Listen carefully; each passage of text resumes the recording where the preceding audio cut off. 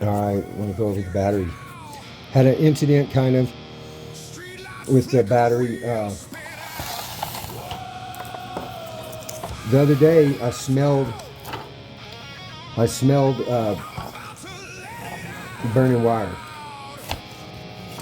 and it's a real distinct smell, and it wasn't real strong. I smelled it for a minute, but I smelled it, I don't know, man, there's something going on somewhere. So I opened my battery up, and I looked at I untaped every joint. I looked, I had this thing out of here, looked everywhere, no melted wires. I couldn't find any melted wires. So then I pulled all the wires out on the bike, looked at everything on the battery, the motor controller, all the wires on that, my lighting and everything.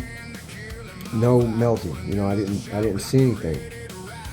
And I went for a ride last night, and I found it. And it was the connection right here.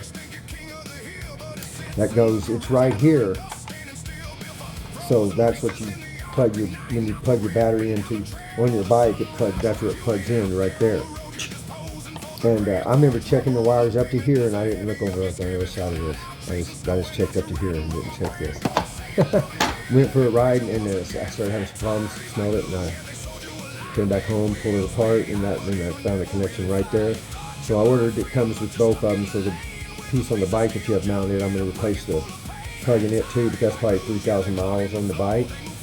And I ended up having it got loose and started arcing in there, because I'm pushing a lot of amps. I mean, you got as many amps as your house has in here, 30 amps or something coming out of this thing, 35 amps, more than your house. So that connector got loose, and it started arcing, and that's the burning, smell. So finally found it. If I didn't find it after checking everything but this connection. I checked everything but this connection. I can't believe I didn't think about these two connections. So I got there's two places. You got your battery, your big wires coming from your battery, going to your motor controller, and then your motor coming to your motor controller. Those two lines have a lot of juice coming through them. That's where you're gonna have your meltdown. Now my motor, I have it hardwired in. I soldered it in, so there's no joints. It's like one wire there, no joints to heat up. Because even if your joint's working great, if it's a connector, it's gonna put out some heat. Even if it's working optimal, it's gonna put out some heat, because it's just the way it works, transferring that over, And even if it's a tight clamp thing and everything, it'll transfer some heat. That thing will get warm.